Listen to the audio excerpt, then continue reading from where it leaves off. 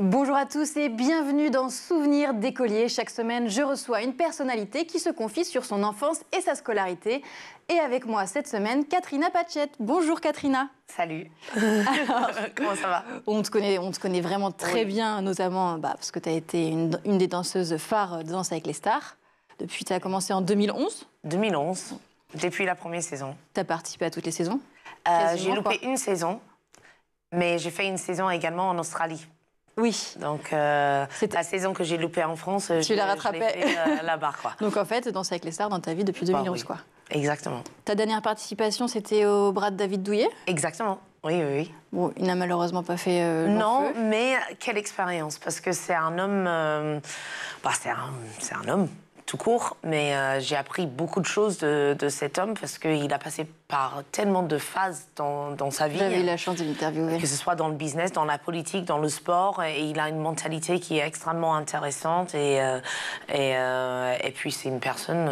c'est une belle personne humainement. Ouais, humainement parlant. D'accord. Waouh. Et énormément comme moi. Ah, voilà.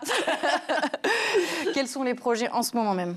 Alors, en ce moment, il y a plein de choses. Je suis actuellement en tournée avec la troupe Dépendance, où il y a Maxime de Remez qui est le metteur en scène, directeur artistique dessus. On termine le 18 juin à Nantes, donc il nous reste encore un peu plus d'un mois de tournée. En dehors de tout ça, je commence à faire la direction artistique et l'organisation des événements via moi-même, via ma boîte de production. Donc ça, c'est ma nouvelle petite casquette. Et je prends énormément plaisir à être un petit peu plus en backstage et laisser les artistes T'as moins envie d'être sur scène? J'adore être sur scène, mais j'adore également organiser aussi et de laisser les autres en avant-scène. Donc ça, c'est super. Et puis, il y a des collaborations avec... une marque de chaussures? Des marques, oui. Une marque de chaussures, une marque de sacs, enfin voilà. Tu fais ce qu'on appelle des collections capsules, en exactement, fait. Exactement. Si t'en as déjà fait aussi. Oui. J'ai vu. c'est la partie influence. Mais on adore parce que c'est une autre manière de c'est aussi de créer, la DA, en fait. c'est de la création. Si tu veux bien, on va cesser de se projeter dans le futur, on va faire un petit bond dans le passé. Allez. Bon, toi, on l'a dit, tout a commencé, on t'a découvert en France sur TF1, Danse avec les stars, mais t'es née en Australie, t'es australienne. Oui, je suis australienne. Je suis née en Australie, à Perth. Et quelle enfance t'as eu là-bas? Parce que j'ai aucune idée, moi, perso, de comment ça se passe. Franchement, ça n'a rien à voir de ce qu'on vit en Europe. C'est qu'on vit dehors, on vit au soleil, on vit dans le jardin, des barbecues, la plage, les sports dehors, maillot de bain, de faire la pêche avec papa sur son bateau. Enfin, voilà, c'est complètement autre chose. Mais la danse, elle a toujours fait partie de ma vie. T'as des frères, des sœurs? Non, je suis fille unique. T'étais fille unique avec des parents qui sont danseurs? Mes parents, c'était des danseurs extraordinaires. Ils étaient 7e au monde pendant leur carrière de danse. Au monde? Au monde. Et ils dansaient donc, c'était une sacrée pression pour moi. Oui, mais si les deux sont forts, a priori, ils vont te transmettre quand même. Oui, mais bon, quand même, il fallait être à la hauteur de tout ça. Mais ça veut dire que j'ai eu une très bonne éducation dans la danse dès le départ, grâce à eux. T'as commencé à danser à quel âge? Officiellement ou officieusement? Officieusement. Officieusement, dans le ventre. Ma mère m'a dit que elle donnait des cours jusqu'à une semaine avant d'accoucher. Elle m'a dit que dès qu'il y avait une musique forte, je tapais en rythme dans le ventre. Donc, oui, donc tu as toujours eu le rythme en toi. Et officiellement, à 3 ans, ils ont commencé à me donner des cours. Oui, donc c'est aussi... Parce que je dansais de toute manière dans l'école de danse. Depuis toujours. Et mon père, il regardait et dit, elle fait n'importe quoi, donc je vais commencer à lui donner des cours. Voilà. Il trouvait, à 3 ans, il disait déjà que c'était n'importe quoi. Parce que je dansais de toute manière. Il ne voulait pas me donner des cours, parce que normalement, la danse à 2, on ne démarre pas aussitôt. Dès l'âge de 3 ans, tu as fait la danse à 2? J'ai pas commencé par le classique jazz et tout ça, direct par la danse en couple. Et danser toute seule, c'était pas quelque chose qui t'intéressait? Non. Ma mère, elle a voulu m'inscrire. J'ai fait 2 semaines de moderne jazz et classique. J'ai arrêté. Non. Mais ça veut dire que tout de suite, dès ton plus jeune âge, il fallait que tu t'entendes aussi avec quelqu'un d'autre. Bah oui. C'est pas forcément évident. Je dansais avec papa et beaucoup. Et à 7 ans, j'ai fait mes premières compétitions. À 6-7 ans? Ouais, à 7 ans, j'ai gagné mon premier championnat d'Australie. T'étais championne d'Australie. Ouais, t'en as eu des titres. Voilà. Mais parce qu'en plus, dans Danse avec les stars, t'en as remporté d'autres, donc t'es habituée un petit peu au... Ouais. Ça, après, Danse avec les stars, ça reste... C'est des petits titres. Du divertissement, mais t'en as eu beaucoup, quoi. Je veux dire, le vrai titre, c'est celle qu'on a... T'es une compétitrice. Ouais, bah...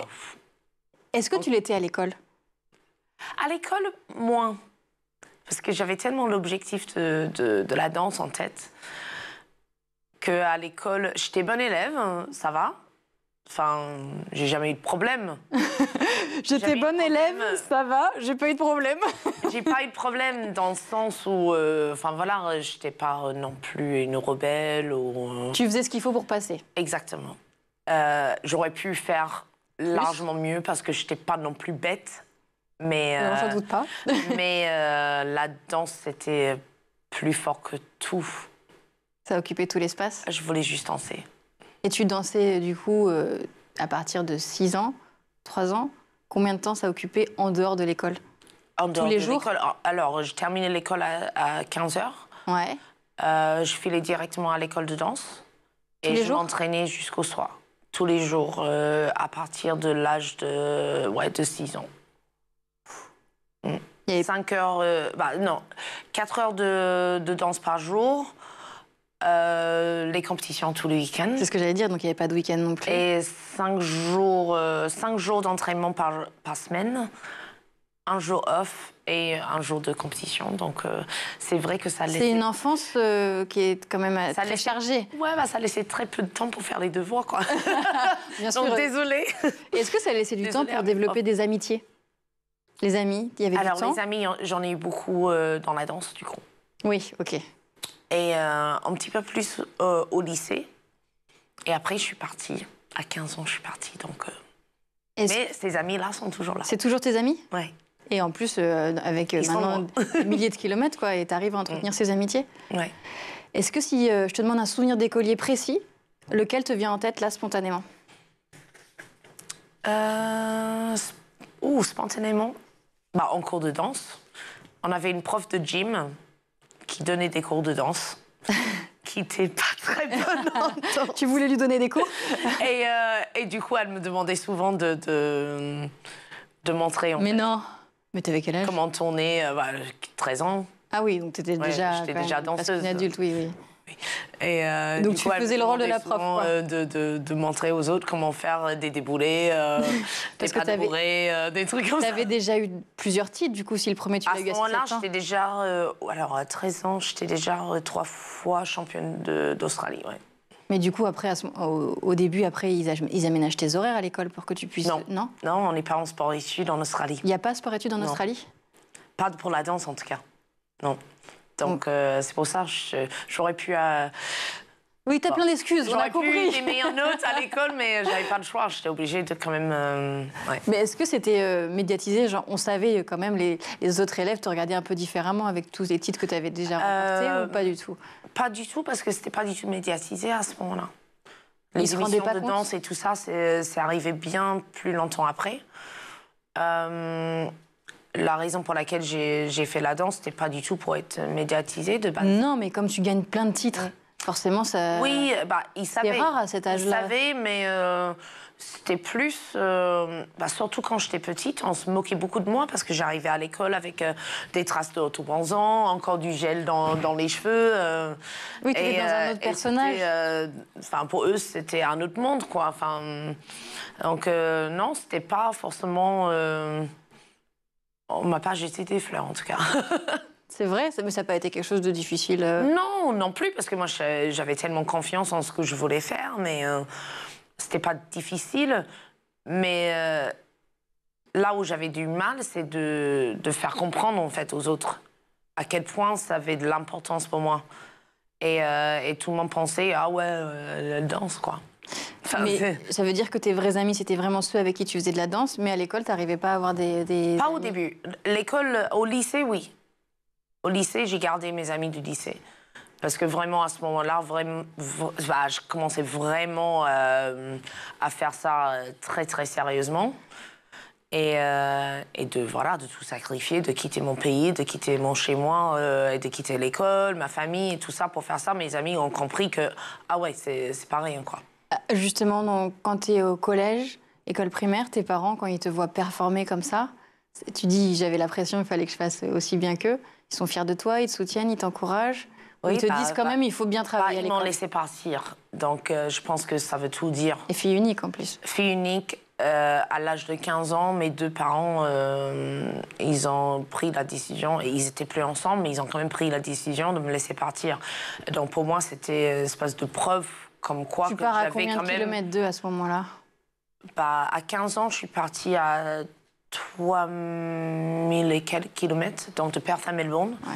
Et à 16 ans, je suis partie carrément d'Australie au Danemark, je crois. Parce qu'en Europe, c'est là où il y a un vrai circuit professionnel des compétitions. C'est là où il y a les meilleurs entraîneurs, les meilleurs profs, et c'est là où on retrouve vraiment le circuit des compétitions internationales avec tous les meilleurs couples du monde, quoi. Et ça veut dire que tes parents, eux aussi, ils avaient vécu en Europe un temps? Oui, ils ont vécu 8 ans en Angleterre. D'accord. Pendant leur carrière. Parce que mon père était né en Angleterre. Ok. Et toi, alors, du coup, comment ça bascule sur le Danemark? Comment le choix se fait? Le choix s'est fait parce que mes parents, vu qu'ils avaient des contacts à l'international, ils ont contacté des gens là-bas, dans plusieurs pays d'ailleurs. Et une des meilleures amies de ma mère, qui est danoise, avait un élève à elle qui correspondait aux critères que je cherchais et vice-versa. Pour former un couple, en fait. Et voilà. Ok. Mais je suis restée 3 ans là-bas. 3 ans, et après, t'arrives quand en France? Et je suis arrivée en France en 2006. Et qu'est-ce qui fait que t'arrives? Tu sais, parce que tu changes de partenaire? Alors, j'ai arrêté avec mon partenaire au Danemark. Et j'étais en Angleterre, justement, lors du plus grand compétition du monde qui existe. Et je suis allée avec mon entraîneur pour faire des essais avec des potentiels partenaires. Okay. Il apprend, mon entraîneur, à ce moment-là, qu'il y a un certain Maxime Dernez qui est disponible. Et je ne savais pas qui c'était. Il était très connu, lui, à ce moment-là? Il était très connu dans le milieu, mais moi, je ne le connaissais pas personnellement. D'accord. J'avais 19 ans, il en avait 24. Et on ne savait même pas s'il était sur place. Le destin a fait qu'il était sur place. On s'est entraînés ensemble un jeudi. Tu t'en rappelles? Ah oui, je me rappelle. On a fait 3 pas de danse et je me suis dit, non seulement que ça va être mon partenaire, mais je ferai ma carrière avec lui. Et au bout de 3 pas de danse. Et là, tu as 19 ans. À ce moment, j'ai la chair de poule de cette histoire. Mais vraiment. Et 3 pas de danse, il me dit, à la fin, il me dit, ça te dit qu'on s'entraîne encore demain? Ouais, ok. Genre, je voulais pas montrer l'excitation. Et on s'est entraîné le lendemain, le vendredi, et le samedi, j'étais en France. Ok, ah oui, tu l'as immédiatement alors. Et après, qu'est-ce qui se passe Et ce qui s'est passé, c'est que quelques mois plus tard, on est devenus championnes de France ensemble. Et après, la suite de votre carrière? Il était déjà 8 fois champion de France. Lui? Ah oui. Avant moi, donc sacrée pression pour moi. Il change de partenaire. Toi, entre tes parents, ton partenaire, tu as eu beaucoup de pression, mais que tu arrives à gérer clairement. Oui, c'était dur parce que Maxime, vu qu'il avait déjà un palmarès qui était... c'était une star en France dans le milieu de la danse. Vraiment. Et j'arrive, je suis plus jeune, j'ai pas le même palmarès. Et il était déjà, 8 fois champion de France. Fallait qu'on gagne, quoi. Et vous avez gagné combien de titres, à vous deux? On a gagné plusieurs, oui. Après, ça a continué? Et après, ça a continué. On a fait beaucoup de compétitions à l'international et tout ça. On a obtenu des super résultats. Et après, on a fait notre carrière ensemble et on est toujours sur scène ensemble aujourd'hui. Encore maintenant? 17 ans plus tard. C'est ton ami, quoi, c'est ton frère. C'est mon frère, c'est ma famille. Est-ce que tu avais ressenti ça aussi au moment où tu fais ces 3 pas de danse avec lui? Ça, non. Non, parce que pendant 1 an, vu que c'est quelqu'un, je l'aime, je t'aime Maxime, mais il n'est pas du tout démonstratif. Et pendant 1 an, je ne savais même pas s'il m'aimait ou pas. Et pourtant, on habitait ensemble. Mais non. Non, vraiment, je ne savais pas du tout. Finalement, à ce moment-là, vous ne partagez pas autre chose que la danse? Danser. Entraîner. On vivait ensemble. Mais ils partageaient rien? Oui, on partageait quand même des choses. Enfin, voilà, on invitait des gens à la maison et tout, mais vu qu'il n'est pas... Moi, je suis anglophone. Quand même, alors, oui. Je suis anglophone, donc on est extrêmement démonstratif. Expressif, ouais. Et du coup, cette mentalité était inconnue pour moi. Et j'ai seulement appris qu'il m'aimait lors d'un spectacle. Chez ma mère, d'ailleurs, en Australie. J'étais en train de me faire un changement rapide. Et je l'entends parler au micro pour meubler le temps que je me change. Il dit non seulement, Katrina, c'est la meilleure partenaire que j'ai jamais eue, mais c'est aussi ma meilleure amie.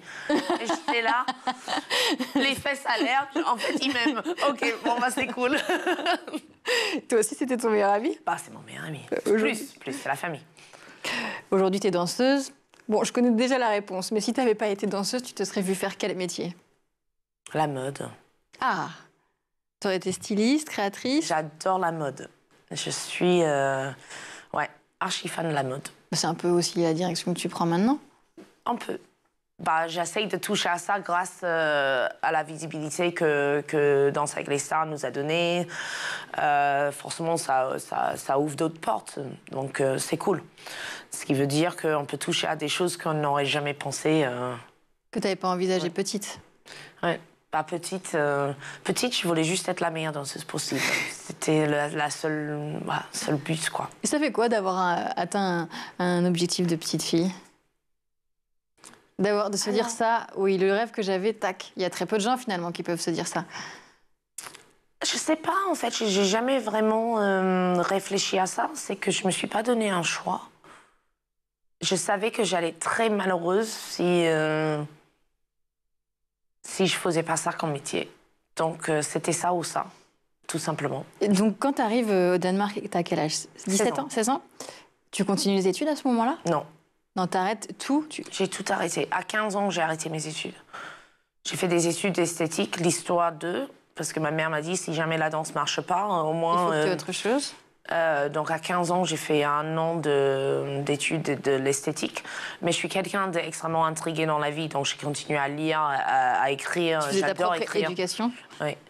Donc j'ai fait, entre guillemets, j'ai appris des langues par mes propres moyens. J'ai jamais pris un cours de danois, de français de ma vie. Enfin voilà, j'aime communiquer avec les gens, j'aime lire. Enfin voilà, je suis intriguée en fait. Mais ouais. Du coup, c'était danse. Il y a cette rencontre avec Maxime où vous remportez des titres. Est-ce que avant qu'il y ait les castings, les auditions pour Danser avec les stars, vous aviez pris des chemins séparés à ce moment-là? Exactement. Ça faisait combien de temps? Presque 2 ans. Comment ça se faisait? Alors, faut poser cette question à Maxime parce qu'il sait très bien qu'il a fait une grosse bêtise. Qu'est-ce qu'il a fait? Ah non. Ce qui s'est passé, c'est qu'à un moment donné, il pensait pour sa carrière qu'il fallait mieux prendre un autre chemin. Changer de partenaire? Changer de partenaire, ça m'a énormément déçue parce que j'ai tout sacrifié pour être en France pour danser avec lui. Mais j'ai accepté son choix. Et j'ai pris mon propre chemin. Je suis partie en Slovénie, je suis partie en Italie. J'ai bossé énormément à Hong Kong aussi à ce moment-là. J'avais 22 ans. Ouais, 22 ans. À ce moment-là, du coup, tu n'as pas retrouvé toi de partenaire entre-temps? Si. Okay. J'ai dansé avec quelqu'un en Slovénie. On a fait des super résultats. On était dans les top 24 au monde. Ok. Et à cet âge-là, c'est hyper rare. Et très peu de temps après, Maxime est revenu pour me demander de revenir en France et j'ai dit non. Pendant un an, j'ai dit non. Un peu de fierté? Non, pas fierté. Bah, j'avais perdu un petit peu confiance. Ouais. Je l'aimais toujours autant qu'ami. On est toujours restés en contact. Ça a toujours resté une super amie. Mais j'avais besoin de faire mon chemin à moi. De ne pas être dans l'ombre de qui que ce soit. Tu avais la sensation d'être dans son ombre? Pas parce qu'en France, c'était dans le milieu de la danse, c'était tellement une méga star. J'étais sa partenaire, j'étais fière d'être sa partenaire. J'étais très contente de tout ce qu'on vivait ensemble, mais j'avais besoin de faire des choses pour moi aussi. Donc tu lui dis non durant 2 ans? Pendant 1 an. 1 an? 1 an, je lui dis non. Et le destin a fait que j'étais en France pour un week-end. Ouais. Je dansais à ce moment-là avec quelqu'un qui était 3e au monde. Oui, quand même. Donc je pensais que ma carrière était faite. Ouais. Et cette personne, pendant que je suis en face de Maxime, m'annonce par texto qu'il voulait mettre terme à notre partenariat de compétition ensemble. Et okay. Maxime me dit, c'est un signe. Et là, J'ai respiré un bon coup, j'ai dit OK, réfléchis. Lui, il était censé aller à New York pour faire un essai avec une fille là-bas. Ok. Ça, j'allais te dire, lui, il n'avait pas retrouvé encore de partenaire à ce moment-là. Et moi, je me retrouve dans cette situation. Je dis, OK, Max, laisse-moi la nuit pour réfléchir. Je suis revenue le lendemain. J'adore écrire, donc j'ai écrit sur des petits bouts de papier et tout ça. Je suis revenue, je suis filé mon petit papier. Je suis pas si t'es d'accord sous ces conditions, on continue. T'avais mis des conditions? Et voilà, et depuis 2010... Puis après, c'est à ce moment-là, quand vous reprenez ensemble, que les auditions de Danse avec les stars arrivent. Alors ça, c'était en octobre 2010. Et Maxime, il me dit, il y a Danse avec les stars qui va démarrer en France. C'était déjà connu chez moi, aux États-Unis et en Angleterre. Et il a aidé la production à ce moment-là pour chercher des écoles de danse, etc. Donc il me dit, il y a des auditions et tout. Est-ce que ça te dit qu'on passe les auditions ensemble et tout? OK. Sauf que je parlais très peu français. Ah bon?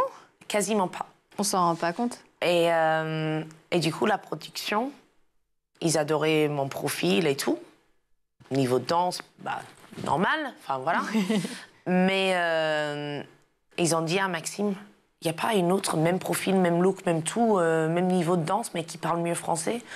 Et Maxime, encore une fois, je lui fais un petit bisou. Et il a dit à la production, je ne serais pas allée la chercher en Australie si on en avait une en France. Et du coup, voilà. Ça, c'est l'histoire. Tu t'es mis à... Et j'étais prise pour l'émission. Tu as travaillé ton français, du coup, et j'ai dû travailler mon français. Si vous regardez quand même les extraits de la première saison, j'étais quand même sous-titrée de temps en temps. Ouais, mais enfin, j'ai le souvenir de quelqu'un qui est complètement bilingue, non? À ce moment-là, non, pas encore. Pas encore? Deuxième saison, ça allait. Mais la première saison, je n'étais pas encore bilingue, non. Faire cette émission dans le milieu, est-ce que c'est bien vu ou pas? Oui. Dans le milieu... pas forcément dans le milieu de la compétition. Parce que c'est vrai que c'est une autre façon de travailler. On n'est pas là pour travailler notre technique, on n'est pas là pour être les meilleurs du monde, on est là pour donner du divertissement et pour faire du spectacle. Et il y a beaucoup de gens dans le milieu de la danse sportive qui a un petit peu du mal à comprendre ça. Après, ça la rend populaire, la danse sportive. Mais ça donne du business. Aussi. Et ça donne de la visibilité à notre art et notre sport qu'il n'y a pas eu par avant. Donc, pour des écoles de danse, c'est super. Ils sont contents. Mais il y a certains compétiteurs, enfin, pas tout le monde, hein, mais il y en a certains qui sont un petit peu jaloux de la notoriété de certains parce qu'ils disent vous n'avez pas obtenu des résultats du champion du monde, etc. Mais vous brillez à la télé. Ouais. Enfin, mais je comprends quelque part. Mais c'est pas le même travail. C'est juste un travail qui est complètement différent. Et en plus, toi, dès la première année, tu es avec Matt Pokora et tu remportes. Ouais. Danse avec les stars. Première édition, c'est toi qui remportes. Oui, en plus. C'est une grande fierté. Ça veut dire que la production m'a fait confiance depuis cette première saison. J'étais même pas sûre d'être prise par rapport au fait que je parlais pas assez bien la langue. Et cette année-là, ils voulaient pas prendre des risques vu que ça démarrait. Même Jean-Marc Généreux, il hésitait parce que c'était un Canadien avec un accent. Je suis australienne avec un accent qui parlait pas très bien français en plus. Donc c'est vrai que le travail paye parce que les études que j'ai eues dans la danse ont fait que j'ai eu ma place, quoi. Certaines années, tu vois le candidat et tu dis bon là, ça va rouler, et d'autres fois tu dis tout de suite si ça va être compliqué ou pas. On est excité pour des raisons différentes. Parfois, même si je tends par exemple un David Douillet, j'étais ultra excitée de danser avec lui. C'est vrai? Mais même si je savais que ça allait pas être le meilleur danseur sur Terre, je dis mais c'est ultra intéressant de bosser avec quelqu'un comme ça, avec cette mentalité-là, avec les possibilités de me porter au bout d'un bras sans force. Et c'est des rencontres aussi qui sont ultra intéressants là-dedans. Tu as gardé des contacts avec tes partenaires de danse? Plusieurs, pas tous, mais les plupart, oui. Il y a eu qui? Donc, Matt Pokora. La liste est longue. Hein. Matt Pokora, Cédric Pioline, Bastien Baker, qui est venu nous voir en spectacle à Lausanne, en Suisse récemment. Brahim Zaibar, avec qui je suis toujours en contact. Brian Joubert, toujours en contact. Vincent Niclot, de temps en temps. Vincent Cerruti. Oui. Bien évidemment. Oui, je travaille avec tous les matins. Et je l'adore. Et on s'adore. C'est réciproque. Olivier Mine, que j'adore. C'est vrai qu'il y a une sacrée... Ah, j'adore Olivier. Basile Boli. Ouais. Basile, il a fait du bien à la France. Et du coup, c'est vrai que ça fait des... Il y en a, on s'en souvient, d'autres moins, c'est parce qu'ils sont plus ou moins restés longtemps. Ouais, c'est ça. Il y en a beaucoup. Hein. Ah oui, bah... Si tu veux bien, on s'intéresse à la dernière partie de l'émission. Donc là, elle est vraiment consacrée à l'école. Allez. L'école, toi, ça fait un moment que tu l'as quittée, mais surtout, tu n'as pas été à l'école française. Mais quel regard tu portes sur l'école française, malgré tout? Alors, j'avoue que je ne m'y connais pas beaucoup. Pas du tout. Mais j'ai des amis qui ont des enfants, bien évidemment. Et je fais souvent la tata qui va chercher les enfants à l'école quand maman n'est pas disponible. Je trouve que quand même que le système en France c'est bien cadré, c'est bien... enfin voilà, c'est... Est-ce qu'il y aurait quelque chose à apporter de l'Australie à la France? Pas les sports dehors, quoi. Pas assez de natation. Pas assez de... Il y a beaucoup d'enfants en France qui ne savent pas nager, quoi. Je trouve ça dommage. D'avoir des sports qui sont plus liés à la nature, en fait, finalement, d'être plus en plein air. De découvrir la nature, je trouve que c'est hyper important. Je trouve que l'Australie, comme la France d'ailleurs, ils ne sont pas assez forts dans les langues. Ok. L'Australie aussi? Ouais. Bah, ils parlent anglais, en fait. On est tellement isolés qu'ils sont tellement fermés de l'esprit en se disant que si on sait parler anglais, c'est suffisant. Un peu comme les Français. Vu que le français, on parle beaucoup... On parle quand même beaucoup plus l'anglais, quand même. Oui, c'est sûr. C'est sûr, mais les Français ont cette mentalité que, bon, si on sait parler français, on sait parler français, quoi. Enfin, mais je trouve que dans d'autres pays, par exemple en Scandinavie notamment, ils sont ultra ouverts aux langues. Et je trouve que c'est une bonne éducation pour la suite. Donc plus de langues, plus de l'extérieur. Plus de l'extérieur. Et est-ce qu'il y aurait quelque chose, à l'inverse, à apporter de la France en Australie à l'école? La rigueur. C'est ça que tu te dis? Il y a de la rigueur en France? Ouais. Je trouve qu'en Australie, on est un petit peu trop... un peu trop tranquille parfois. On a une belle vie, le style de vie en Australie, c'est magnifique. Mais parfois un peu trop détendu. Et tu te vois retourner vivre en Australie? Non. Non? Non. C'est vrai? Je suis très heureuse ici. L'école de demain, pour toi, c'est quoi? Tu la vois comment? Traditionnelle, futuriste? L'école de demain? Ouais. Non, je trouve qu'il faut laisser l'esprit ouvert, quoi. Je trouve pas que la traditionnelle, c'est forcément la bonne façon de faire les choses. Je trouve qu'il faut laisser les enfants s'exprimer. Il faut qu'ils trouvent leur chemin. Plus les aider à trouver leur chemin, alors. Parce que moi, j'ai eu cette chance de découvrir ce que je voulais faire très, très rapidement. Mais c'est pas la chance de tout le monde. Et si on peut donner justement cette possibilité à tous les enfants, qui puissent vraiment tester un peu de tout pour trouver leur chemin plus rapidement et de ne pas attendre d'arriver à l'université sans savoir ce qu'ils veulent faire comme sujet. Est-ce qu'il faudrait plus de danse? Plus de danse. S'approprier son corps, peut-être. Moi, je trouve que toutes les manières dans lesquelles on peut s'exprimer, ça peut que nous aider dans la vie. C'est pour plus d'art, en fait. Oui, plus d'art. C'est pour ça que j'adore écrire, c'est pour ça que j'adore... j'adore créer. Avoir plusieurs façons de communiquer, en fait, pas juste une façon classique. Oui, toutes les manières dans lesquelles on peut... pour exprimer sa personnalité.